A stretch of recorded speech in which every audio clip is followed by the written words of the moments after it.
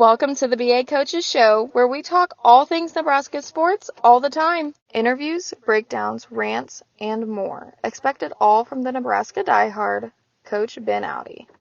Make sure you click the like, subscribe, or follow button and enjoy this conversation about our beloved Nebraska Cornhuskers.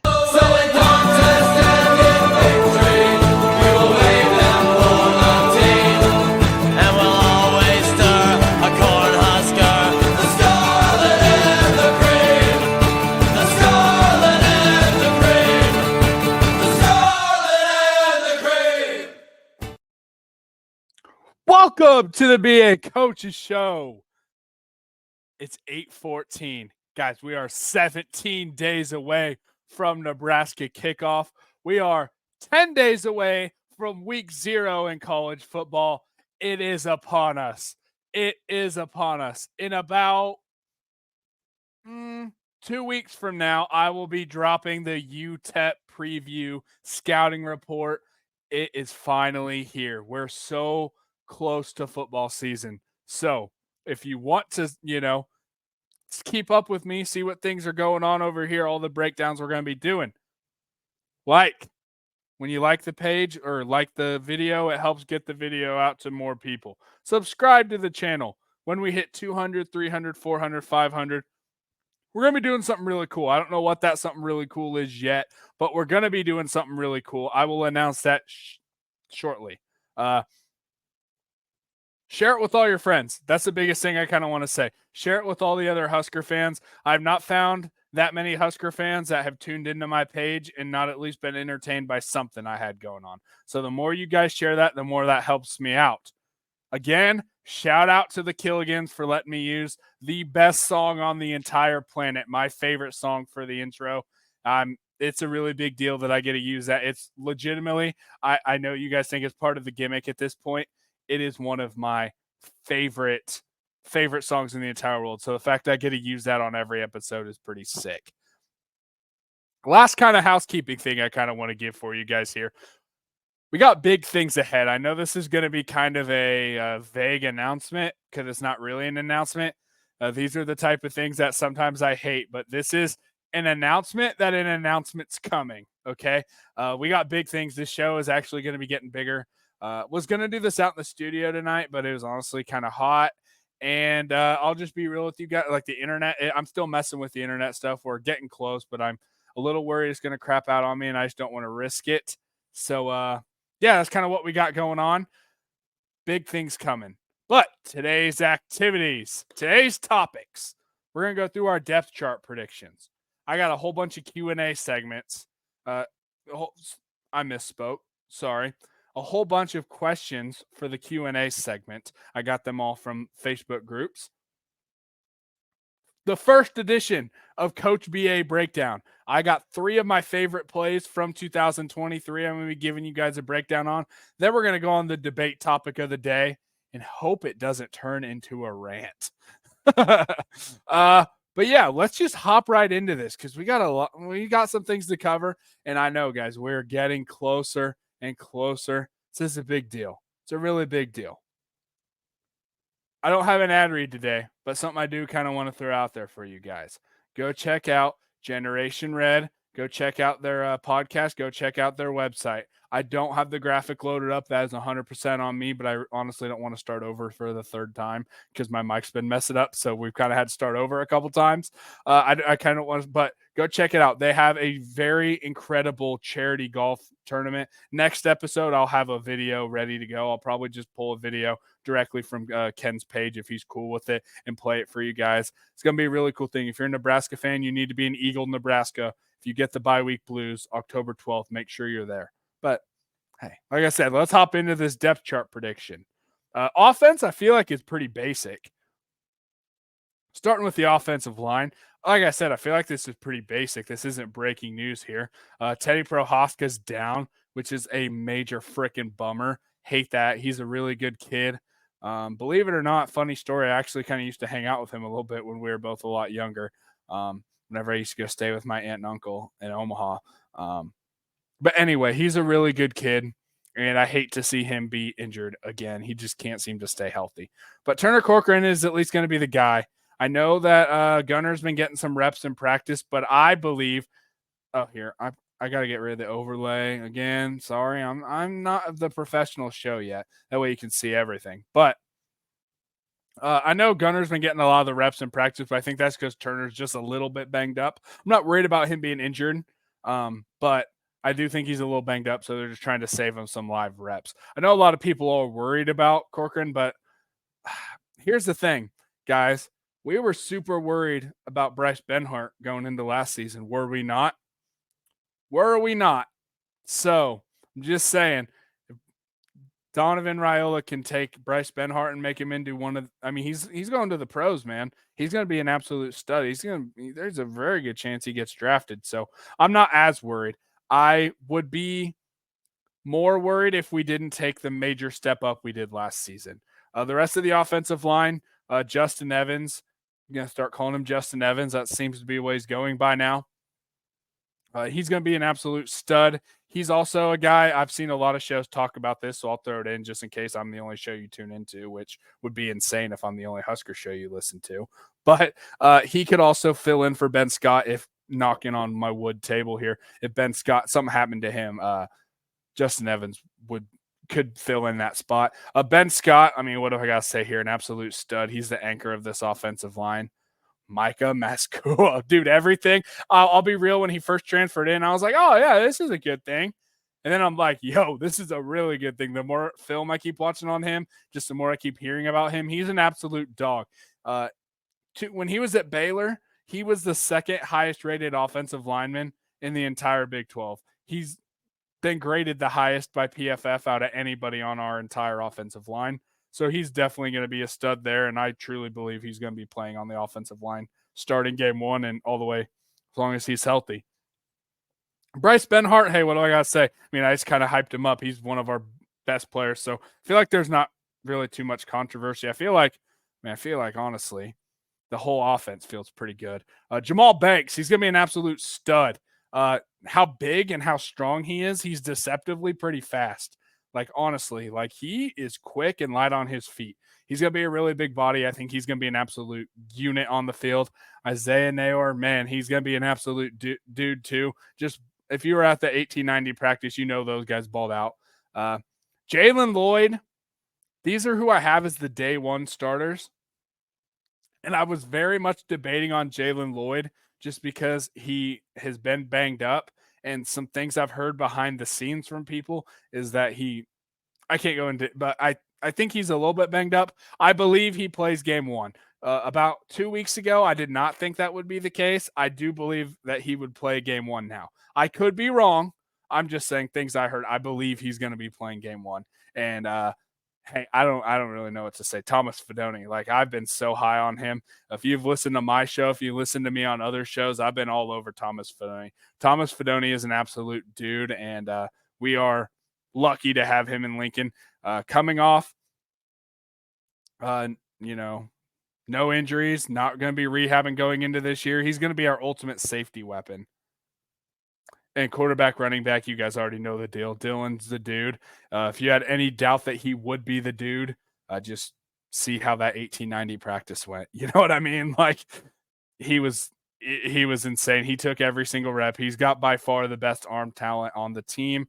He seems to understand the offense the best on the team as well, just by watching him run the offense. But running back, Emmett Johnson, I think he's poised for a big year. If you guys really want to hear some really big praise on him, I can't do it justice. Go check out the Nebraska Voice of College Football channel. I mean, Justin does a great job hyping up. And Ramir Johnson's also, I think he's going to be RB2.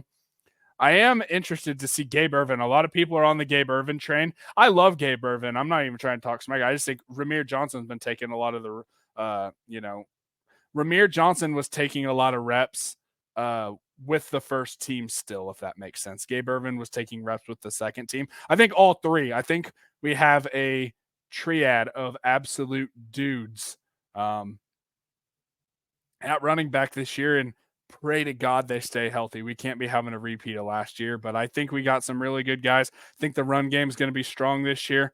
I think our run game is going to be dependent on our offensive line, obviously, and I feel good about our offensive line. I don't think it's the strongest unit on the field, but I don't think it's our worst unit on. I don't think it's the worst unit on this team. And when's the last time we've been able to say that going into a season, right? Moving over to the defense, I mean, this is kind of self-explanatory, right? Ty Robinson, NFL guy. Polar Bear, Nash, NFL guy. Jamari Butler. I do see a lot of people having him at Jack. I believe he's going to be a defensive end pretty much solely this year. I could see him maybe getting some Jack reps, but I think he's going to be a starting defensive end. If you just look at all the reps he's taken in practice, I mean, I can't speak for every rep, but pretty much every rep that I've seen him has not been at Jack. It's been at defensive end. So that's kind of where I'm rocking with here. I mean, he's our returning sack leader. You guys are going to see a play that I'll do on the breakdown that he has a really good, he makes a really good play on. He doesn't get the sack, but he's an absolute force out there. Linebackers, this is where it was kind of tough. My jack backer, that's what that JB is, if you don't know. It's our jack backer. It's kind of a hybrid kind of deal. I got MJ Sherman there. I really almost put Prince there, and I think Prince is too talented to not be on the field a lot. Here's where I should have started with this with the defensive line. I'm not saying earning a black shirt means nothing, because I'm really not. The black shirt is a amazing tradition, but here's what I'm saying is it might not mean quite as much as it used to, just because we substitute with this defense so often. I mean, you've heard me say it on this channel before. Like, John Bullock's not on this list right now. Like, and the only reason I say is, hey, Stephon Thompson, he's going to be a dude.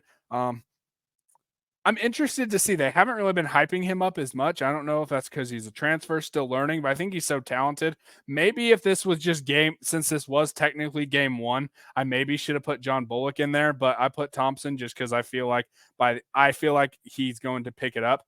He's a Tony White veteran, although he may be new to Nebraska. He's played in the defense before. And Javen Wright, do we even need to say a ton about him? He's going to be an absolute dog. MJ Sherman, I feel like he has so much potential at Jack. And again, I think Prince physically he's going to play a lot. I think MJ Sherman's going to come out and Prince is going to come in, and they're going to be pretty interchangeable there. I just gave MJ the nod on, my little graphic here. In the DB room, led by a newly hired coach. I mean, guess like a month now, but John Butler. Tommy Hill, absolute stud. What more do we need to say about him there, right? I think the only way Tommy Hill stats regress whatsoever would only be the only way he regresses is if teams don't throw at him. I'm not saying he's quite so good that teams are going to like Darrelle Revis him. I'm not saying that. I'm just saying if teams try throwing at him and then they, fail, I think I think he's good enough to make them stop throwing at him. I don't think you're going to want to keep testing him. Deshaun Singleton at strong safety. He's just that bigger, stronger body. Marquise Buford, absolute stud as well. He's jacked. I mean, his arms are just, oh man, I don't need to get Ken going from Generation Red. I don't need to get him going, but he's all over he's all over Buford right now. Rover is obviously Isaac Gifford. He's a guy that can he can be all over the place, and that's the good thing about the Rover on our defense. I have done a breakdown of our entire defense. I didn't go too much in the Rover position, so maybe I could do that. I spent most of the time looking at our jack and just different coverages we ran, but I can do that in the future if you guys are interested in that. But Isaac Gifford's the perfect Rover for this defense. Then Sierra Wright, I have at this other corner spot. The reason that I gave him the nod over just other corners was physically, he seems to completely be there. It seems like all the practice clips we see is making a clip. He had an interception at 1890 practice. Like, the only thing that would hold him back is understanding the scheme. And I will say, for as complicated as the 3-3-5 scheme is for a corner, it's not going to be as in depth or as, crazy. Because Tony White, yes, he mixes in a bunch of coverages, but for the most part, especially early on, you saw it last season, we basically ran cover 3 like 70-something% of the snaps last season. I don't remember the percentages, but I mean, we ran cover 3 a lot at the first half of that season last year. I think we mixed in more man-to-man looks this year, but again, I think we're going to see a lot of cover 3 and cover 1, and I don't think that's going to change his responsibilities too much. So I don't think he has as much to learn as if he was playing a linebacker spot, if that makes sense. But that's kind of the depth chart I had. I was originally going to be going on Generation Red, but just had some family things come up and couldn't make it, so I didn't get a chance to throw my starters out there. So I decided to do that. Next thing on the agenda, so we're going to go through the Q&A segment. So, first question I got. These are all coming from Facebook groups, by the way. I forgot to put it out on Twitter, so I'm very sorry if you're listening to this, but I just forgot to do it. Which freshmen are making the biggest impact in practice? All right. I think we got a few freshmen that have the potential to get some playing time this year.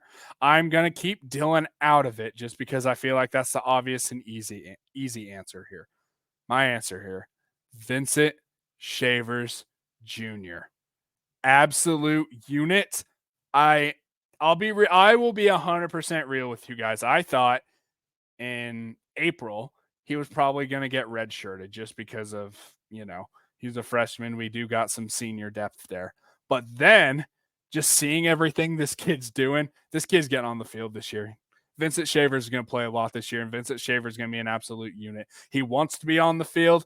He wants to be making plays, and man, getting him in the college strength and conditioning program has been insane.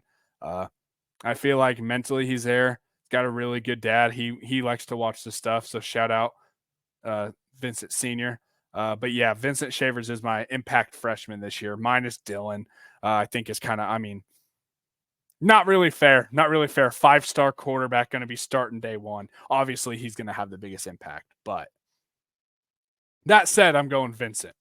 What are the major strengths and weaknesses of this Nebraska's 2024 roster?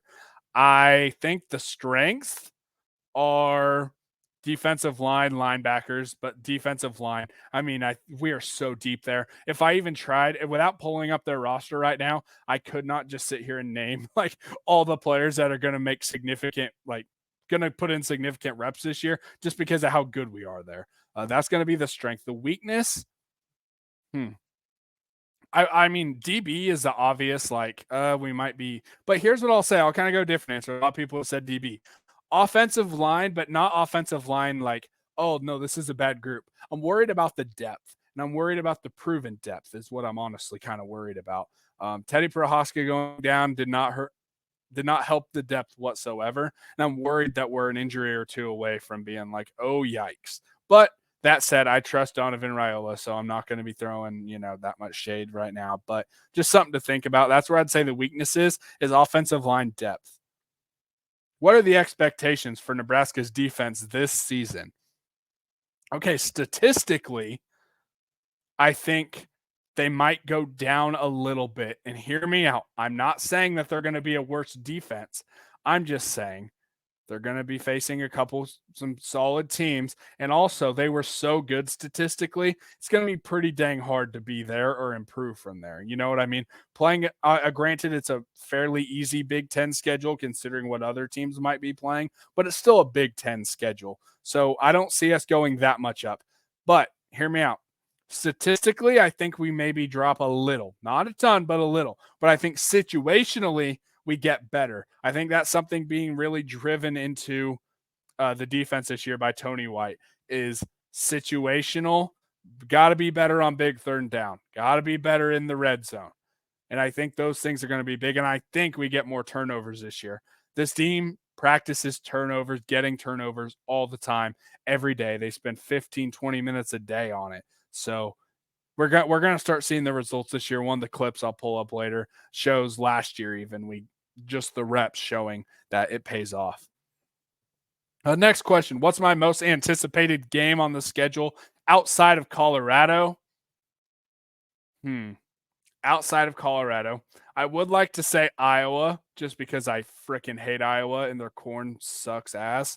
But I'm going to go different answer just because I feel like obviously Colorado probably the most hype right now. I'll throw Iowa in there because they're kind of like our rival right now. I'll try and go non-rival. I think the biggest hype game would probably be we got to beat Wisconsin, right? Not like we got to beat them because they're bad, but like they've been a thorn in our side since 2012. I was 12 years old the last time we beat them, right? If I remember right, I'd have to look it up, but I think that's what I was hearing on one of the shows I was listening to today. So, yeah, I feel like Wisconsin's going to be a pretty hyped one. I mean, honestly, my most anticipated game outside of Colorado is UTEP, but that's just because it's game one, and I need college football. I need Nebraska football, but looking past that, I'd say Wisconsin. How is the team handling the pressure of higher expectations this season? Ooh, what a good question. I don't know, and I think any of the podcasters that are acting like they know based off a clip or two they saw, they don't know either. But I do see why maybe this clip was maybe a little bit alarming of Matt Rule kind of pointing out that as soon as, people are here, the lights are on, you don't perform and do things to your expectations. But my other thing is like, that's not that uncommon. You know what I'm saying? Like, sure, maybe at like Alabama that doesn't happen, but a lot of teams have to deal with that across the country. As soon as the lights come on, and as soon as your parents watching whatever, you do deal with a little bit of different, you know, uh, just differences in how the kids are acting. And I think what a lot of was happening at that practice, the clip from the chasing three, is Matt Rule's getting on him. Seniors kind of acting like, oh, they're too cool for school, going to sit down on the bench. A lot of the defensive players were just going for the big hit to get the crowd to give the ooh, you know what I mean? So I think that was a lot of it. But honestly, like I said, none of us are going to know how the team's handling the pressure until 8:31 and probably not till September 7th, honestly. But we don't know, but that's kind of my thoughts. Who was my favorite coach during my time as a fan? Uh you guys know, you've heard me say I might be the biggest Matt Rule fan on the entire planet. Like legitimately, I love Matt Rule like with my entire soul. Um but my favorite coach, just because Matt Rule hadn't been here long enough, you guys have heard the rant on here before. It's Bo Pelini. Bo Pelini's my dude. Uh, I'll die on that hill. Bo Pelini should never have been fired. And if you believe Bo Pelini firing was a good decision by bringing in Mike Riley, if you think that decision, firing Bo Pelini and hiring Mike Riley, was a good decision, even in hindsight, you're an absolute. You don't understand football at all. That's all I'm gonna say. I try not to throw that insult out there, like, "Oh, you don't know ball." I know it's like what the kids throw at each other nowadays. But man, if you can't look back and say that, is what it is. Just a couple questions left. How do you typically watch Nebraska games? If I am at the stadium, standing the whole time, getting loud.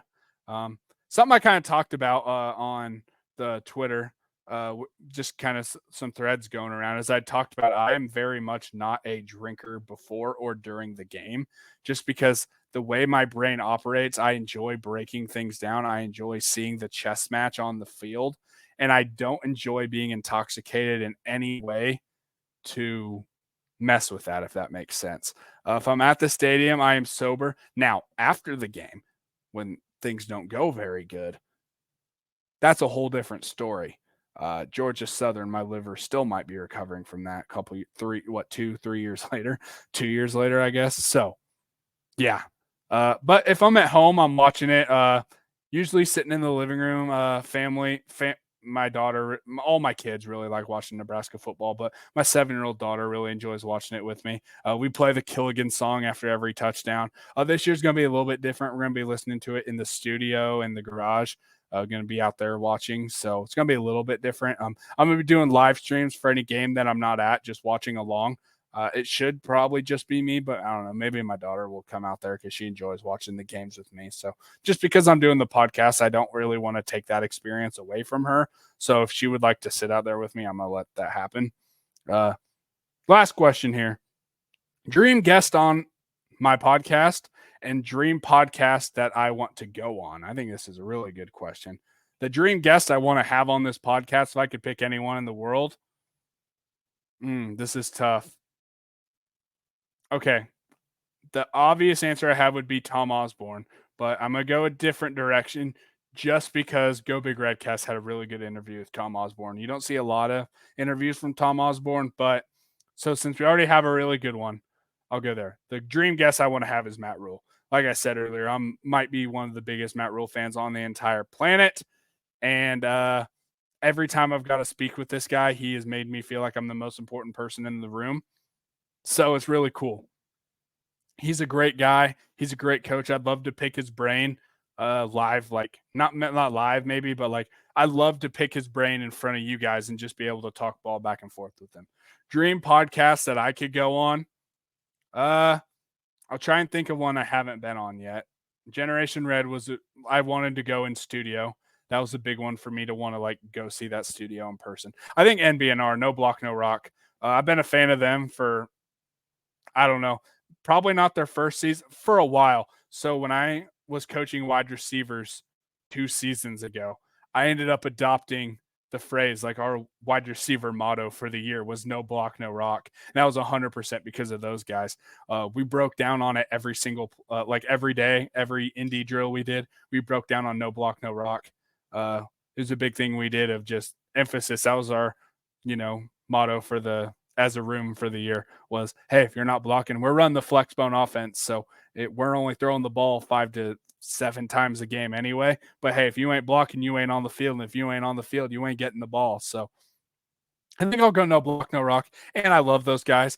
Mike Delaware, he's been awesome to me for a long time. He's awesome. Connor, really like him. Jared, I'll be real. I never really agree with a lot of the things he said, but I love Jared anyway. He's a really cool dude. I really like him, even though, he kind of gives me some crap every now and then, kind of making fun of me, but it's cool. I really like him. And Kyle, I really like Kyle as well. We had a little bit of a back and forth in their chat the other night, but I love Kyle. Kyle's awesome. He does some fantastic work for Herd at Sports. He's awesome. And the other shout I wanted to get when I got to Connor was next time I'm in Nebraska, I need to go to Nebraska Brewing Company. I've got some of their stuff now that they're selling that down here in Kansas, but I do want to go up there and visit Nebraska Brewing Company up there. But I know I just gave them a shout out that they probably don't need considering how much bigger they are than me. But still, I'll give them that shout out anyway. But we're on to it. We're going to go on. The Coach BA breakdown, first one. So kind of what I decided to do for this one was I took 3 plays from last season and decided to just break them down for you guys. Something I need from you. I need to know how this went. I need to know if it's good. I need to go more in depth, less in depth. I'm trying to figure out how to balance it between breaking down the basics, but not going like treating the people listening like they're in kindergarten. The audio only listeners, go to YouTube, type in the BA Coaches Show. This is something you're going to need to see. I probably don't do a great job of just explaining it for the YouTube listeners only. So here's the first edition of Coach BA Breakdown. All right, so the first clip we're going to break down here, you guys should all be able to tell this is the pretty much game-breaking play from the Nebraska Northwestern game last year. It's one of my favorite plays of the season. Like I kind of said, I appreciate all feedback. I'm going to try and break this down pretty basically while also not treating you guys like you're kindergartners. So I just need to know if I need to explain more, explain like more in depth, or if I need to go more basic, or if it's just good. You're not going to hurt my feelings. I'm trying to just do this the best I can. So if you don't know what this is, what you're looking at right now, the defensive cover shell that they're running is a basic 4-3 cover 2 look. Okay, we got the 4 down linemen, 3 linebackers. That's the easy part, 4-3. And then we're getting the cover 2 look. The reason that I'm saying is cover 2 zone as opposed to man is the biggest thing I look for is look at their eyes. Look at both these corners' eyes. I know this guy's kind of checking over right now when I looked at it, but generally the safeties might look forward, but I like to look at the corners. Sometimes you can tell based off their alignment, and hey, let's be real, sometimes they just like to play tricks and you'll think that they're running zone or man, but I'll tell you guys ahead of time, this was a zone concept. Biggest thing I like to look for is the eyes. Biggest thing that I remember is I remember being a early high schooler, went to a really big football camp in Kansas City, and I had this coach that just kept getting on me about, look at your damn eyes. Why are you looking at the quarterback when you're in man-to-man? So if they're looking at the quarterback is generally a pretty good sign, okay? So something that we had gassed them on this plenty of times was we kept running power and counter. And if you watch a lot of this game, Northwestern was a guard reading team last year. I haven't looked so far into them to know if that's what they're going to be doing again this year. But last year they were very much a guard reading team. So what that means, if you don't know, is these linebackers, you could be a back reading team or a guard reading team. These guys, especially these two outs, I guess all of them, going to be looking their guard and flowing to the ball. I like to think it's more the outside guys, but this middle guy does in a lot of offense, a lot of defenses as well. So if you look, I like to kind of go this. As soon as you see that guard pull, look at all three of them. Look at all three of them. They all start flowing that way. They all start flowing that way. And then they realize, oh crap, because they didn't look at any of the backfield stuff. If you look, they just followed that guard. They just followed that guard because if they were reading the backfield, they would have seen. I mean, that wasn't honestly a very good fake. And then look at our halfback down here. So they're definitely reading guard, and then they realize. But something I really want to point out here is where they screwed up on is their cover 2 defense right here. Okay. What they really needed to do in the cover 2 defense, all that really means cover 2 defense, boom, deep half. These guys, corners, generally going to have flats. They're going to have flats to outside generally. Flats to outside. This guy is generally going to have to play inside, but you're going to see how they screw this up. So, first of all, what you got to do is if you're playing this, even if you're not in press alignment, a lot of people have the misconception that press would just mean like jamming him, like hitting him. But no, all press means is they're lined up here. They're not lined up there. But even in this, if you got flats and you got a wide receiver coming at you like that, you have got to jam. You've got to jam. And that's what this guy, I don't know, I don't remember his name, but he did not jam Malachi at all here. Look at him. He bites so hard because, again, we had hit some good run plays with our power and counter looks, mostly power, and option a little bit too, and he bit. So he did not redirect whatsoever. No jam, no redirect. And what should have happened on this cover 2, the way that most people teach it, like I said, flat to outside. So what he should have done is about right here, jammed Malachi and kind of stayed with him a little bit. Because what's going to end up happening is once they goes, since he's taking flat to outside, this safety is supposed to be taking inside on the cover 2. He's supposed to be an inside leverage. But what happens is, since he didn't redirect whatsoever, Malachi has a free shot. So what should have happened is he should have stayed with him until he got to about the safety to pass him off. It's literally as soon as you get there. Some teams, I mean, everyone's going to have a different code word, but you're going to pass that off to be able to run that deep route, and it should have been inside. But since there was no redirect, Malachi's got a free shot. And here's something I want you guys to look at. Right there.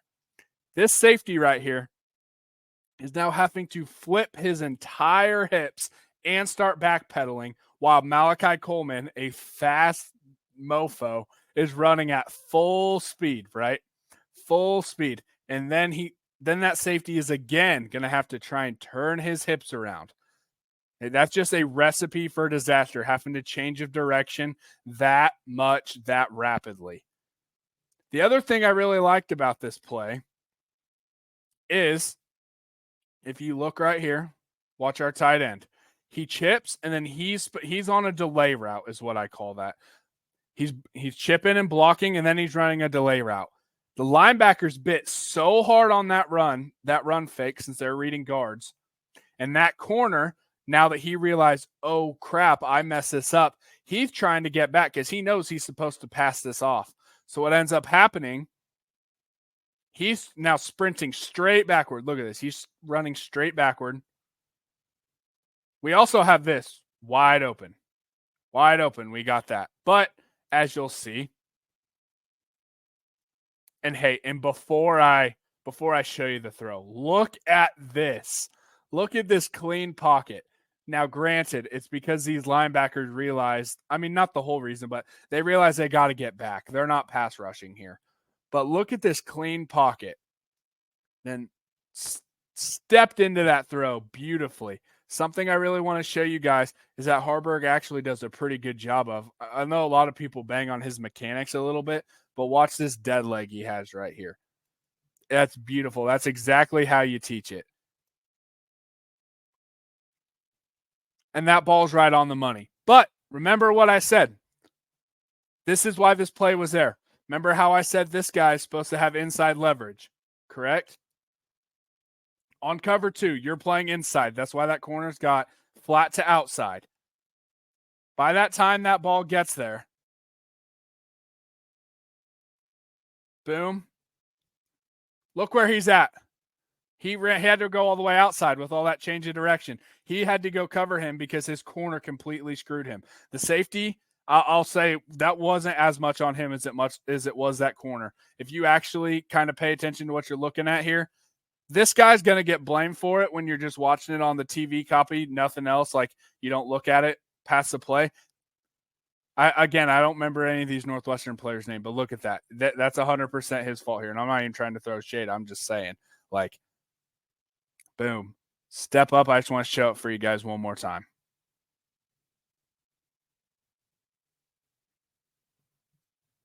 Beautiful. Beautiful, beautiful, beautiful. Boom. Touchdown. Wide open. Beautiful catch and throw.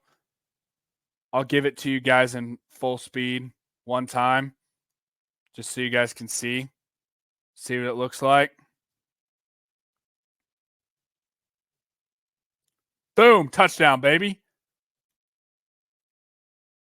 Yeah, something I forgot to mention is I like to break down these clips when I'm doing them just in very slow motion, just so you guys can really see every step how it matters. So just wanted to throw that out there for you guys. If you guys don't like that, you guys want it faster pace. It's also easier for me to go back frame by frame if I do it slow, but something to watch out. But that was the first clip. Got 2 more clips for you guys I kind of broke down. That was the longest one. Got 2 more clips I want to throw at you.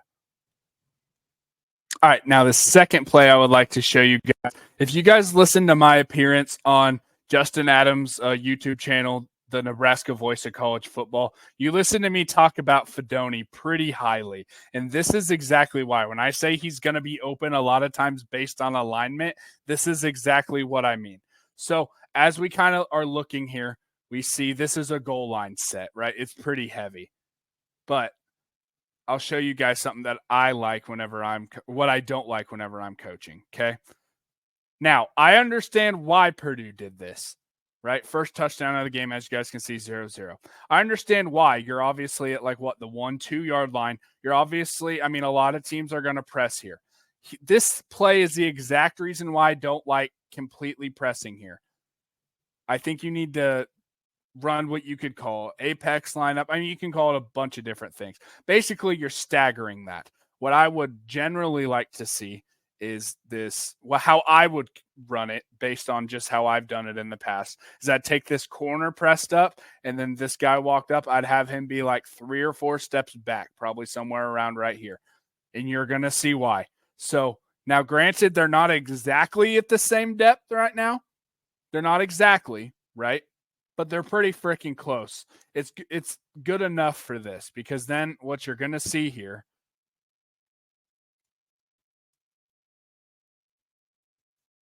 I'll run it through before I start looking at some protections. Look at that. Easy pick play. Easy pick play. And you could say, oh, is this against the rules? Well, theoretically, he's throwing his hands out like he wants the ball, right? He's fighting for the ball, right? So now this guy who's supposed to be on Fedoni now gets completely walled off. This corner's matched up on Bullock. He can't get to Fedoni now. Wide open for a touchdown. Nice catch. Nice throw. Nice catch.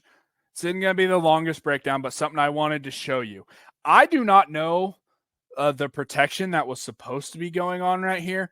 Watch this defensive end. He might be an outside backer walked up. I don't remember their positions from last year, but watch number 5 right here. I'm trying to figure it out. No, sorry, wrong button. Boom, Fedoni gets set. Sorry, this is the only downside to playing it on slow motion. I enjoy it most of the time, but this is the downside. Okay? He doesn't even get touched. Okay? I don't know if it was crash call. I'm really trying to figure out what anyway, he needs picked up. I'm not really sure why. I think it was just inside, but now here's the problem, right? Emmett Johnson, I love you. And I think you have potential as a, running back pass blocker, but We can't be missing that. And I understand a lot of times, I mean, I've coached running backs before. A lot of times in most pass protections, this running back's supposed to be going inside out. And you can see that's what he does. He goes to the inside to help. But the problem with that is you can't be going inside out when you got a defensive end coming at your quarterback at full speed like that. We just can't do it. Can't do it at all. But something I will say, I know we banged on Harburg a lot last year. This is probably, I know a lot of people love the clip I just showed. Maybe my favorite clip or my favorite throw of the entire season was this play right here. Because he's got that pressure in his face. Don't know who you're blocking right now. Emmett Johnson, don't know who you're blocking right now, but he adjusted his throwing angle, adjusted his mechanics, and still threw a dart to Fedoni. And I think that is exactly what Dylan Raiola is going to do this season as well. That's why I said he's going to be our ultimate safety net. But that was kind of a play I wanted to break down for you guys and kind of explain just why I don't like. I mean, these pick plays are just too easy to run. I mean, again, like I said earlier, I know they're not technically at the same depth, but it's close enough. Where I would like this guy is honestly probably where this middle backer is, or probably somewhere in between where the safety is and middle backer is. That's where I would place him. Because let's say this guy was backed up here too. You're still going to be enough on him where if he just runs a 3-yard hitch, you're still able to shut that down, if not pick it. Now you have, if he goes inside, you can try and beat him inside. I'd probably go, based on this, I would probably have done this 2-3 yards back and probably a step inside. That way he can get you to the inside, but you're probably not going to get beat to the outside. And if you can, you have time to get there as well. I know I'm not trying to coach up Purdue's team. I'm just saying, I think that that was a very good play call by Marcus Satterfield just then. So I will give you guys, play in full motion. What a dart. Last clip we got here before we wrap up this show today. All right, so last clip we got here. This isn't so much about what we did. I just want to show that some of these drills that Matt Rhule's doing really do have a purpose, okay? So something I kind of just want to point out is why our defense kind of looks not wonky, just a little bit different than normal. They're running what I call nub trips right now. And all that really means is you call this a bunch of different things, but this is what I've called it previously is nub trips. All that means is this tight end on this side solo. There's no receivers with him, and you got trips to the other side. So nub trips. You run this a lot of different ways, but that's why we're a little bit more spread out right now. Okay. Now, something I'll just point out a couple things here is Jamari Butler has a heck of a play here, but I will give this Illinois quarterback credit right now. The way he stepped up in the pocket is exactly what you want. Now, he kind of started running a little bit, kind of what looked like sprinting a little bit. Don't love that, but the way he stepped up there was perfect. The center, on the other hand, completely screws him. I don't know what – I mean, he got there I don't know what we're doing looking at the QB spy. You got a QB spy, and if you don't know what a QB spy is, that means you're just trying to not let the quarterback run. No scrambling quarterback. You're staying right around – I mean, look, he's literally within a yard of the line of scrimmage. Usually try and stay a yard this way or a yard this way, but within that yard of the line of scrimmage. And then if that quarterback tries to take off, you're going. I don't know why the center decides not to try and pick up the QB spy, but hey, I'll take it. So quarterback does a nice little scramble here, and he throws an absolute great throw. We had a little bit of a slip up here, but it's all good. Those things happen, right? But look at this. This is the thing that I don't think people understand quite enough. And I know this because I've visited not just the 1890 practice, I visited a private practice last season, and I've listened to all of Matt Rhule's coaches talk at coaching clinics. They have their takeaway circuit every single day. Every single day. Oh, I harp on the ball security on offense not being as good as it should have been considering all the drills they did. But hey, what I can't take away is that defensively, they worked hard to try and get takeaways. And you're going to see it right here. This is the exact reason why I have it in slow motion. Okay. Look at this tackle. Boom. That is how you teach that. That is 100% how you teach that. Face mask on the football. Just beautiful. Get that face mask on the football. Knock that bad boy out. Now, the other part of this drill that they show quite a bit at practice is not even just the scoop and score. Oh, geez, I screwed this whole thing up, didn't I? Oh, well. Not even just this scoop and score, but like getting it out of the air. If you look, hey, we're ready to get this ball. We're ready to get this ball. He literally grabs it out of the air. I'm telling you, I know that you guys think, oh, the ball literally just landed in his hands. That happens all. No, I'm telling you guys, as someone that his coach, granted, not at the Power 5 level, but you have to be like putting emphasis on these type of things, right? I mean, these Illinois players aren't ready to get a football. They're not ready for the ball to come out on every single tackle. But we are. Look, we got 1, 2, 3, 4. If you want to count 5 guys ready to get that football. 5 guys. So again, causing the off scheduledness with Jamari Butler was great. That kind of caused this whole play to break down. The QB spy did fantastic, but Jamari Butler starts setting all the chaos right here because if he's still in the pocket, he's hitting the check down or he's hitting this guy now. Right? But Jamari Butler caused the chaos. Boom. Hits the tight end. I'm going to pause it one more time just to show you how beautiful of a tackle that is. That's clinic tape. Honestly, I might be showing this. I might be showing that exact tackle. I'm not even lying to you. If I get hired as a defensive coordinator next season or as a head coach, which is the goal, this right here. All right, I'll show this one to you guys in real time. But that is going to be the Coach BA breakdown. Again, let me know what you guys think. Look at that. Scramble. Beautiful tackle. And now we're off to the races. Let's go. Boom.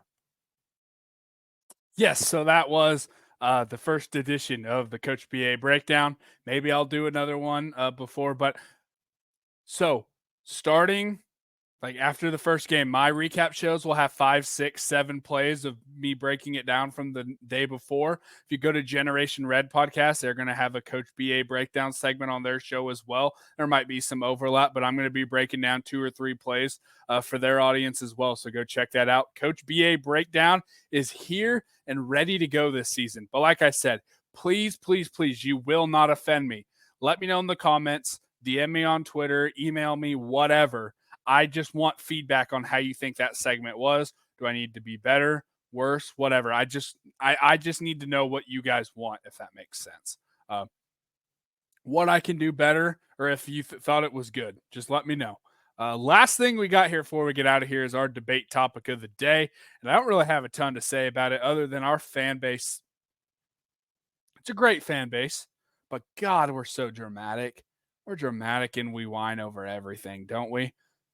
So Matt Rule closes off the scrimmages, right? High school coaches can't go, family members can't go. And people are freaking out because they're like, well, if this team is struggling when the lights are on, when people are there, why are we closing practice? Why don't we open it up? Do you realize? All right, I'm not going to go on a rant today. We've been recording. It is 1:25 a.m. when I'm recording this, so we're not doing this today. I'm not going on a rant, but I'm just going to say is if you think that you know how to run a college football program better than Matt frickin' Rule, I don't know what you're doing listening to my podcast, man. I got nothing to talk to you about. I got nothing to talk to you about. Just going to be real with you. I don't know. 99.9% of teams in the country close down every practice, especially scrimmages. Matt Rule lets people watch their practices quite often. So I'm not really quite sure what the thing. Like last season, I was there the day before the first scrimmage. The only thing they had was they're closing down the first scrimmage. No one can go. I couldn't go to that Saturday scrimmage. I was there Friday. I was there for that Friday practice or whatever, but like I couldn't go to the scrimmage. Every team in the country does that. Why are we freaking out about it? So he's had this schedule planned in advance. All of a sudden now, out of nowhere, we're supposed to just decide, oh, we're going to start letting people in. Who cares what gets out? Like, what are we doing, guys? So I guess the debate topic of the day is, do you think that we should have closed practice, or do you think we should have done what the opposite of what every other team does and just open it up for anyone to come watch? I guess I don't really know what you guys want. I saw a whole bunch of different complaints, and I'm never one to do the whole, this is how you should be a fan. I'm never telling anyone how to be a fan. One of the things that ticks me off more than anything is like, oh, if you're not a real fan, if you feel this, or if you're a real fan, you believe this, or you're not a real fan if you get mad about games. That stuff ticks me off. So I'm not going to say you're not a real fan, but the only thing I will say is if you're one of the people that criticize every single move that this team and this coaching staff makes, I'm asking the question, and this is legitimate. You can put it in the comments if you want. Why are you a fan? I'm not saying you're not a real fan. I'm saying, why are you a fan if everything that happens upsets you? If everything that happens, not just in the games, if anything our coach says at a podium upsets you, how are you still a fan? I'm just asking the question. I'm not saying you're not a fan. I'm just asking why I know if something upset me that much, I wouldn't be a fan of that anymore. I'm just saying. It's just something to kind of think about. But yeah, that is going to wrap up today's episode. I hope you guys like it. Like I said, I need all the feedback on the Coach BA breakdown I can get. Hopefully, you guys enjoyed this one. Please, again, like, subscribe, and share the video. It would be very appreciative. Hopefully, I can start getting some more views on this thing as we're getting closer to football season. You guys are going to love it during football season. My Wednesday episodes are going to start having like literally scouting reports. Maybe I'll do some film breakdown on the other team that we're about to play. And then my Sunday episodes are going to be breaking down what just happened in the game. So I think you guys are going to love it. I think this thing's really going to start taking off. Got a new shirt. It's the same shirt, just in white. Big Coach's Show. Hit me up if you want to buy one. I don't have like the link and store set up yet. Still working on all that. Like I said, big things coming up for this show. Maybe I can announce it Sunday. Maybe I have to wait. I don't know. But we do have big things coming for this show. I really do promise. Go check out nbnrpodcast.com. Got the blog. I'm having a lot of fun doing that. It might be my favorite Husker thing I'm doing right now, writing that blog, Red Zone Reflections, on nbnrpodcast.com. Go check it out. Go check out the forum on nbnrpodcast.com. Completely free. Not a lot of action going on right now. So, hey, if you go in there, you're going to be pretty important because we're all going to be interacting with you. So go check out all that. Like I said, like, subscribe, and as always, GBR, and in rule we trust.